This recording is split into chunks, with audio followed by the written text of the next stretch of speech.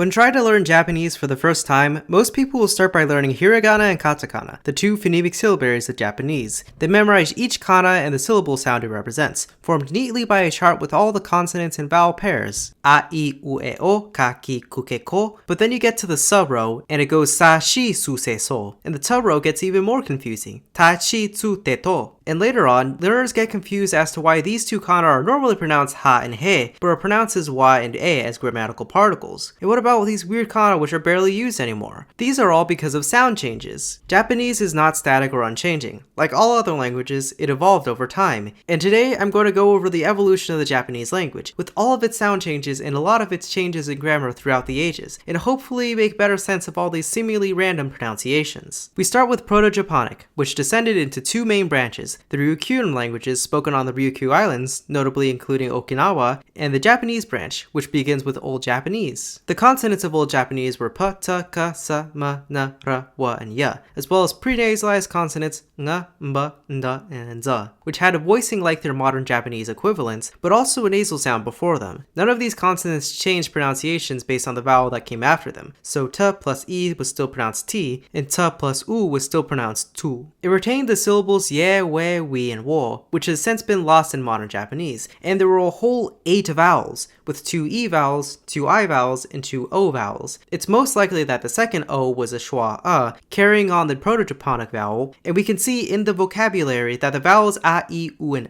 were the most common, and the other 4 vowels likely formed from combinations of these vowels. Old Japanese had exclusively CV consonant-vowel syllable structure after the beginning of words, and consecutive vowels weren't allowed, so when a word or suffix started with a vowel was placed after another word, the 2 consecutive vowels would merge into one. The grammar was SOV, subject, object, verb, like in modern Japanese, but a lot of the specific grammar was different. Obviously the pronouns were quite different, and of the demonstrative pronouns, there was only distinction between proximal and non-proximal, this and that. All adjectives were noun-like, though they could be conjugated as dative verbs. There were also a whole 8 verb classes, some classes for stems ending in a vowel, and others for ones ending in a consonant. Notable among these are N irregular, which included the equivalent of modern Japanese shinu, to die, R irregular with aru, to be, and the verbs to do and to come, suru and kuru, had their own irregular classes, as they do in modern Japanese. And all of these verbs took wildly different conjugation suffixes than their modern counterparts. Previously, there had been no writing system for Japanese, since classical Chinese was the literary language of Japan at the time, as opposed to vernacular Japanese. But by the 700s, a way of writing Japanese was created, kanbun, which was made entirely of Chinese characters, aka kanji, but intended to be readable as Japanese, with various diacritics added to give hints on how to read the text. Another system called Monyogana was developed as well, which used Chinese characters, aka kanji, to write out the sounds of Japanese syllables as opposed to using them for meaning, and there were usually multiple kanji that could represent the same syllable. For example, this kanji meaning foot or leg was read as a, as was this kanji, which meant flower or outstanding, and so is this character, which means safe and secure, just like how your connection to the internet will be when you sign up for Atlas VPN. Atlas VPN ensures that anytime you use the internet to download something or connect to a website, your data will be sent through a secure tunnel, safe from any hackers, nosy governments, or annoying advertisers. Your device will be protected from viruses and secured within military-grade encryption. Atlas lets you know what trackers you have trying to take your data and informs you of any data breaches that may occur. So if you want to be on top of internet security, then you should sign up for Atlas VPN today. If you also want to access region-locked content from other countries, then Atlas has you covered. If you're trying to learn a language with Netflix, you can switch your connection to a country where your target language is spoken and see exclusive content over there. And if you're more of a textbook learner, then Atlas VPN can also search the web and give you the best shopping deals on anything you want, whether it be hotel rooms, airplane tickets, or in this case, language textbooks. Atlas VPN can be used with an unlimited number of devices, whether it be on phones or computers. And to boot, Atlas VPN has the best VPN deal on the market, with the Black Friday sale bringing the price of a premium subscription down to just $1.70 per month, or 1.5 euros, 1.25 pounds, or 6.9 zloty per month. So use the code LingoLizard to take advantage of this limited time offer. Link in the description below. Now, back to talking about Japanese. After the Old Japanese period came Early Middle Japanese, spanning the 800s to the mid-1100s. Those two versions of E, I, and O all merged with each other, leaving the 5-vowel system still present in modern Japanese. A and O shifted to and merged with Ye and Wo, and Pa became Fa. It's also around this time that Sa and Za palatalized after Ye and E to become Xia and Xia.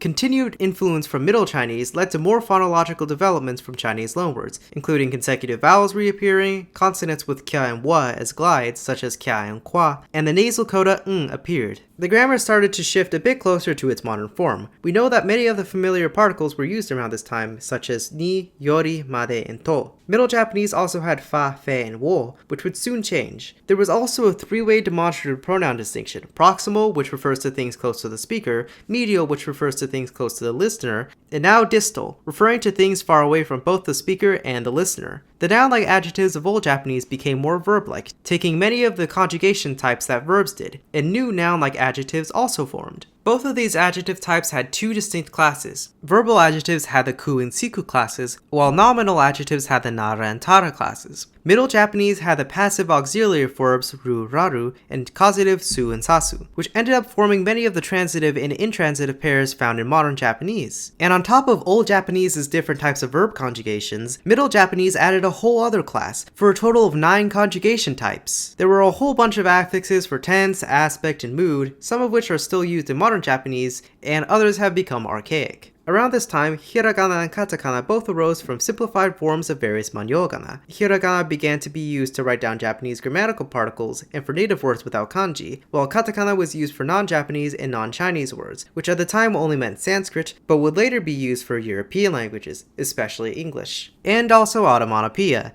Japanese loves its onomatopoeia. While in the modern day these have one kana per syllable in each writing system, there used to be many variants of these kana, because when the transition between manyogana and kana came, there were many different kanji that simplified down to kana, and sometimes even the same kanji had 2 different kana styles. These obsolete variants are collectively known as hentai kana. Early Middle Japanese was the basis of Classical Japanese, bungo, which was the written standard of Japanese for many centuries, all the way up to the early 1900s when it became replaced with the modern spoken language. In Classical Japanese is still used in haikus, Japanese-styled poems, some older laws, and is still taught in schools to this day due to the importance of classical texts. Early Middle Japanese evolved into Late Middle Japanese, which existed from around 1185 to 1600. Some consecutive vowels changed their pronunciations. Ao shifted to o shifted to long o, and eo shifted to yo. Pa was reintroduced as a phoneme, appearing in onomatopoeia and in some Sino-Japanese words like senpai and nippon. The syllables we and we both lost the initial wa and became ye and i, and the pairs kwe gwe and kui gui became ke ge ki gi, but the syllables kwa and gua remained. Fa started changing. It started to reduce to ha in many dialects, and between vowels it became wa. But since at this point wa was only pronounced in the syllable wa, it had the effect of causing the sound to be dropped and gave way to many words with consecutive vowels. This is also why the modern kana ha and he are pronounced wa and e when used as particles. Tu and du africanized to tsu and zu, and the syllables t and d palatalized to chi and ji. Syllables could end in the coda consonants ma, na, and ta, with gemination occurring in some contexts. A process called onbin also occurred, where some verb conjugations with te changed their form, such as yomite to yonde and kuhite to kute,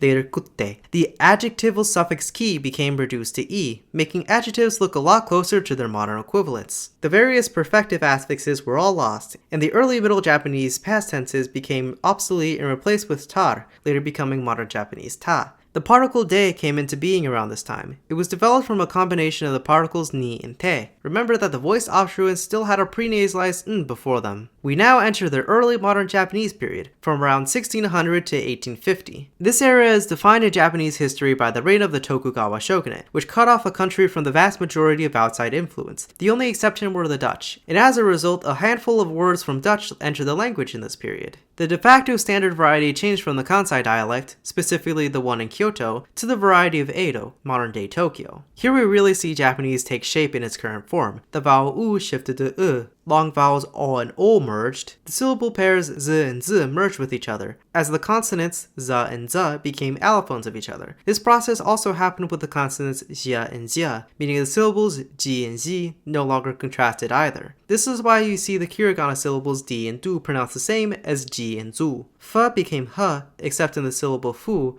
and later palatalized ha became hi, as in hito and hyaku. And similarly, ni became ni. The syllables xie and jie lost their palatalization and became pronounced as se and ze. The glide wa was also lost, as kwa and gua merged with non-labialized ka and ga. It was also around this time that the prenasalized stops became plain b, d, g, z, though the phoneme g is now allophonically pronounced either g or ng in between syllables by the vast majority of speakers. Syllable final m merged with n, and syllable final t got a filler vowel added, becoming tsu. The grammar generally got simpler, going from 9 verb conjugations to just 5. The remaining ones could correspond to suru, kuru, iru verbs, eru verbs, and godan verbs. The tara adjectives became nara adjectives, which later became known as na adjectives, and ku and siku adjectives merged with each other as well. Now we finally get to modern Japanese, starting from around the mid-1800s to the present day. With the opening of Japan and the Meiji Restoration, new concepts flooded into Japan, and along with them, new words. The Japanese coined a lot of new scientific, mathematical,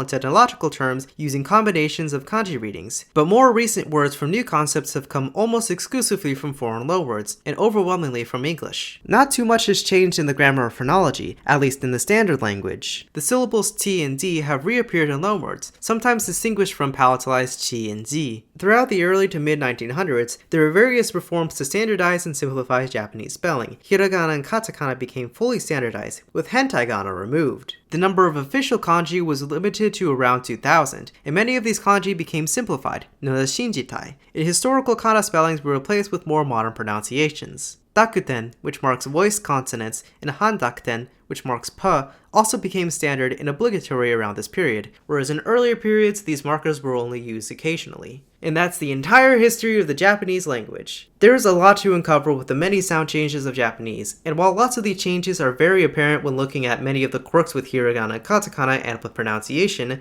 I've hardly seen anyone talk about all of them, despite how popular Japanese is to talk about and learn. If you enjoyed the video, then please consider supporting the channel by subscribing and leaving a nice comment. That's all for now. Mata ne!